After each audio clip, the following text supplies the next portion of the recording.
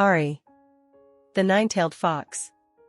For most of her life, Ahri's origins were a mystery to her, the history of her Vastayan tribe all but lost. Save for the twin gemstones she has carried her entire life. Ahri's earliest memories are of running with ice foxes in the northern reaches of Shanzan.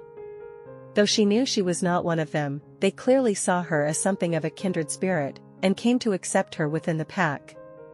In that wild, predatory existence, Ahri nonetheless felt a deeper connection to the forests around her. In time, she came to understand that this was the magic of the vastaya that coursed through every fiber of her being, and the realm of spirits that lay beyond. With no one to teach her, instead she learned to call upon this power in her own ways, most often using it to quicken her reflexes in pursuit of prey. If she was careful and close enough, she also found she might soothe a panicked deer, so that it remained serene and calm even as she and her packmates sank their teeth into its flesh. The world of mortals was as distant and unsettling to Ahri as it was to the ice foxes, but she felt drawn to it for reasons she could not explain. Humans in particular were coarse, gruff creatures, and when a band of huntsmen camped nearby, Ahri watched them from afar as they went about their grim business. When one of them was wounded by a stray arrow, Ahri could feel his life seeping away. Knowing nothing but the instincts of a predator, she savored the spirit essence leaving his body, and through it gained brief flashes of his memories, the lover he had lost in battle, and the children he had left behind when he came north. Ahri subtly pushed his emotions from fear to sorrow to joy, and comforted him with visions of a sun-soaked meadow as he died.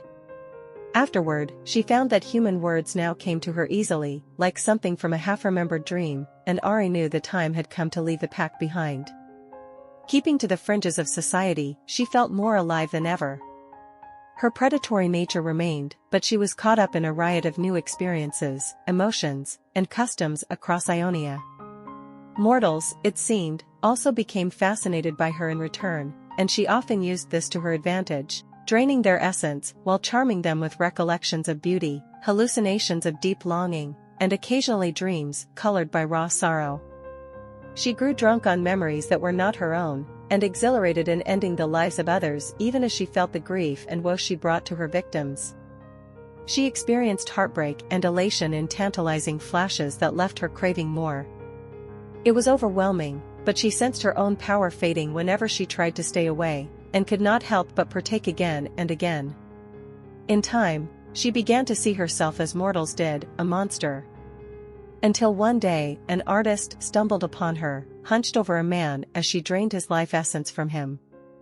Where others would run, he stayed, offering his own life essence in exchange for her heart. For the first time in her life, Ahri let herself fall in love and be loved, wholly and completely. Their days passed in warmth and laughter, Ahri curbing her hunger by feeding on her lover. She was truly happy, until she lost control, draining her lover completely. Ahri fell into despair, her grief consuming her as she mourned the loss of the first and only person she's ever truly loved. The first and only person who ever truly loved her. Retreating even further from society, she became consumed with learning more about where she came from, in hopes that it would help her control her abilities.